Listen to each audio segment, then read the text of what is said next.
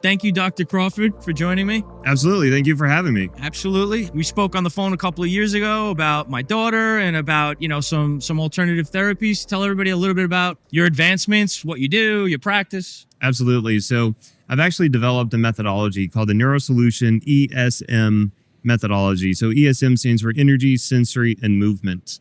And what we're doing is we're looking at how the brain is just developing on its own, right? How is it supposed to develop? We know that children go through certain milestones and that these milestones are important because they correlate with growth and maturation in the brain. So we know that you're supposed to walk around 12 months and all of these things.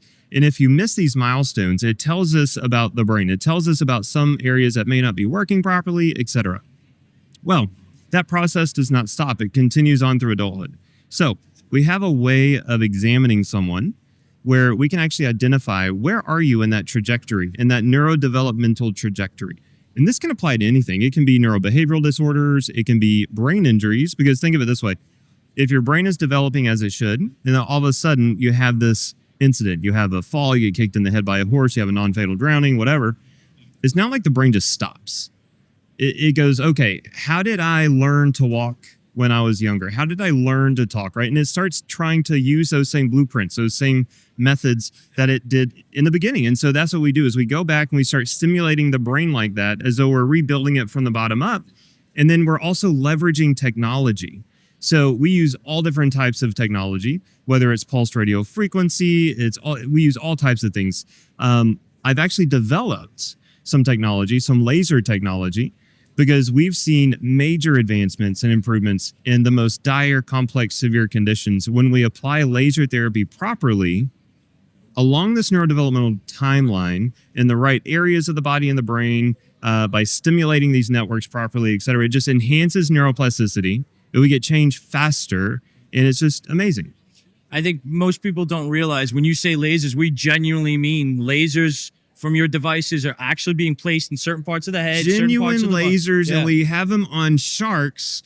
No, I'm kidding. No, but yes, they are actual laser beams. Now, you have to understand that we created a laser that's never been created before, because what we did is we actually took this very, very powerful laser that otherwise would burn you. It's too powerful. You can't use it. And we created an optical system that actually dials it down. Not the power, you still have the power, but it dials that intensity down to a 3R. So you get the benefit of the class 4, the really powerful laser, but it's the safety of a class 3R. So you can use this all over the body, and it just accelerates healing.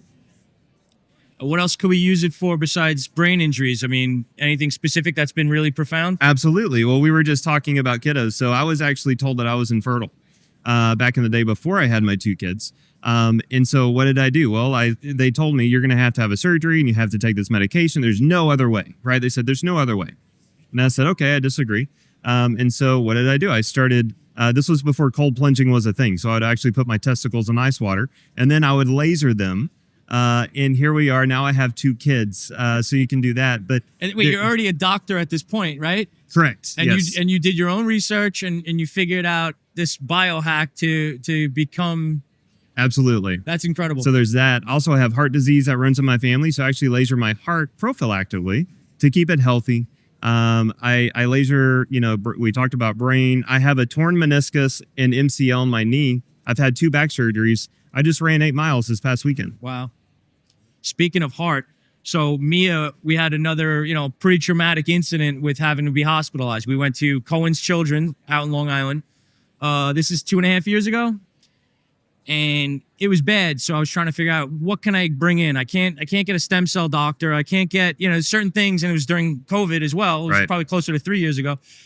So the one thing that I could get them to let me bring in was an infrared red light device. Perfect. Which isn't lasers, but it's medically. It's from I think Dr. Hamblin is actually here. He's one of the guys that was like the godfather of photobiomodulation. Yes. Big word. So it's a device that his doctor colleague sold to me many, many, many years ago, back when Mia was still a baby. I've been using it for years. I brought it in, and they said her heart was operating at like 10% for like the first few days in the ICU. They came in one day, did an echo, and literally looked at each other like, what's happening? Yeah. I kept that on her heart for hours a day, every day that we were in the ICU. Absolutely. Is it responsible for the traumatic turnaround? I don't know, but I had to give it a shot. Well, I can tell you it is. It is responsible because I've had a similar case where the kid was in heart failure. I think the ejection fraction was like 10%, 20%. We lasered the heart. We stimulated the vagus nerve. We did coactivation strategies. And we got that kiddo's heart within a week to about 60%. So it was a game changer. Wow. It's incredible. Absolutely. What else is going on? It's been amazing. I have an amazing team. Whether in 528 Innovations, which is a new laser company, NeuroSolution, which is my clinical side. It's just amazing, man. We're opening in Dubai, and I love that because I'm able to speak with hospital systems, the Ministry of Health. I've met with them twice. I'm actually speaking with the Ambulance Association because they want to put lasers in the ambulance as people are going to the hospital, which is amazing.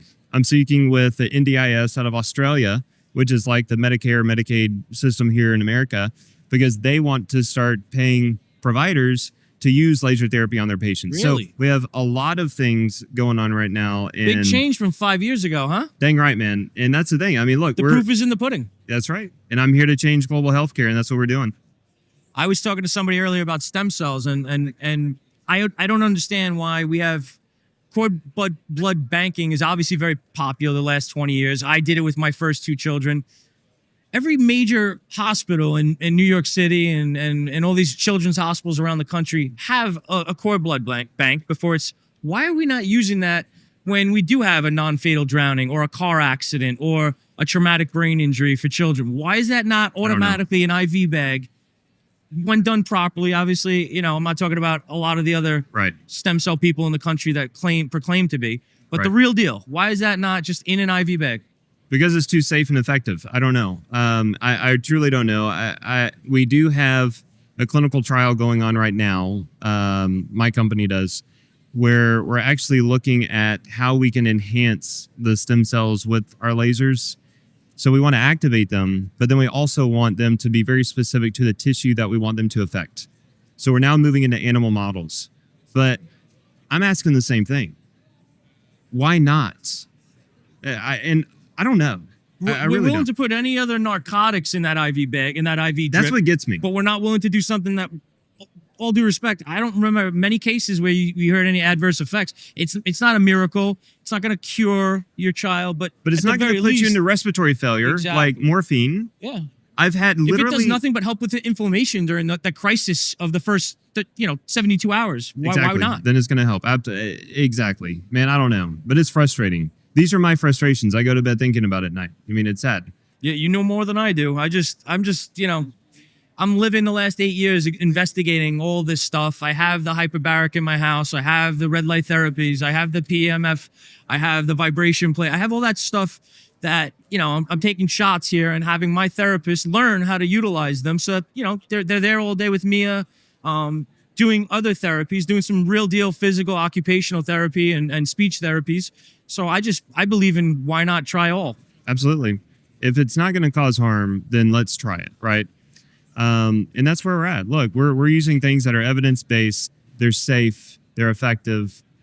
And you were just telling me at your booth about seizure control. Yes. You want to talk a little bit about that? That's amazing to me. And absolutely, you're making me feel like I got to give it a shot soon. The interesting thing is we did not really set out to treat seizures. I didn't go into this. I've had a big exposure to pediatric brain injuries. We obviously treat all things, but with that demographic, they typically come in with some type of seizure disorder going. So I wasn't treating the seizures, but what I noticed is that through our therapies, seizures were reducing in frequency and intensity. And in multiple cases now have come in with a genetic type of seizure disorder, something that nothing can touch. Correct. And I'm seeing people, literally, seizures are resolving. At the minimum, they're getting better. Yeah.